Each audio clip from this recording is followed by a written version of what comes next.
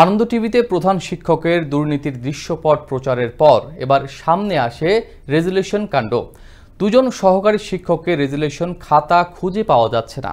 এই ইস্যুতে প্রতিষ্ঠানে দীর্ঘদিন যাবৎ অনুপস্থিত প্রধান শিক্ষক এখলাস উদ্দিন। এদিকে ঘটনা ভিন্ন খাতে প্রবাহিত করতে বন্যার ওপর দোষ চাপানোর অভিযোগ প্রতিষ্ঠান প্রধানের বিরুদ্ধে। ময়মনসিংহ ব্যুরো প্রধান ওমর ফারুক সুমনের প্রতিবেদনে থাকছে বিস্তারিত। বন্যার পানিতে ক্ষতিগ্রস্ত হয়েছে কতিপয় শিক্ষকদের নিয়োগ সংক্রান্ত রেজুলেশন খাতা, এমন তথ্য উল্লেখ করে পুলিশের নিকট সাধারণ ডায়েরি লিপিবদ্ধ করেন ময়মনসিংহের হালুয়াঘাট উপজেলার মাজরাকুড়া উচ্চ বিদ্যালয়ের প্রধান শিক্ষক এখলাস উদ্দিন। এ ঘটনায় শিক্ষক, শিক্ষার্থী ও অভিভাবকদের তুপের মুখে পড়তে হয় প্রধান শিক্ষককে। স্কুলের দুজন শিক্ষক, সিনিয়র শিক্ষক, তাদের যে চাকরি হয়েছে রেজুলেশন, এই রেজুলেশন বুক স্কুলে নাই। সে বলতেছে যেগুলো বন্যার পানিতে ভিজা নষ্ট হয়ে গেছে। আমার জানা মতে আমাদের জন্মের পরে এরকম বন্যা হয় নাই যে মাজরাকুড়া স্কুল বন্যায় ডুবে গেছে।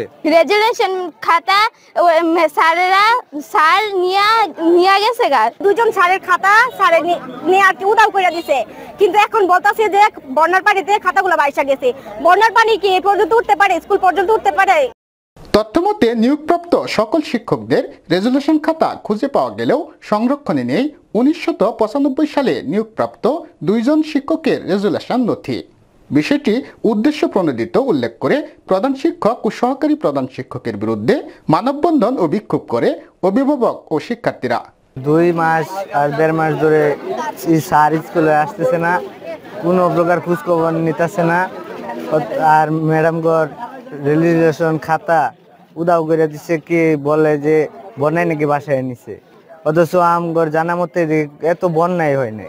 বলতেছে যে এখানে বন্যা হয়েছিল, বন্যায় ওই খাতা বাসায় নিছে গা।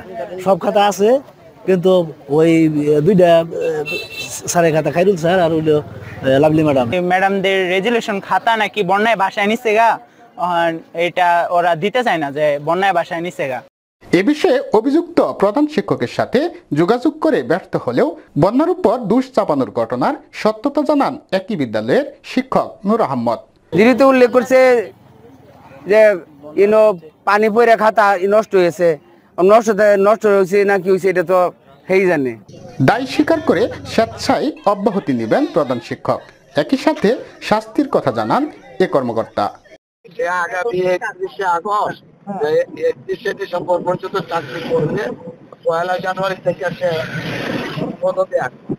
আর আইনগত যত জটিলতা আছে, তার অনিয়ম আছে, সেটা 1.5 মাস অনুপস্থিত, এই 1.5 মাসের বেতন তাকে দেওয়া হবে না। বিষয়টি খতিয়ে দেখে দ্রুতই ব্যবস্থা নেবে কর্তৃপক্ষ, দাবি সচেতন মহলের। ময়মনসিংহ থেকে ওমর ফারুক সুমন, আনন্দ টিভি।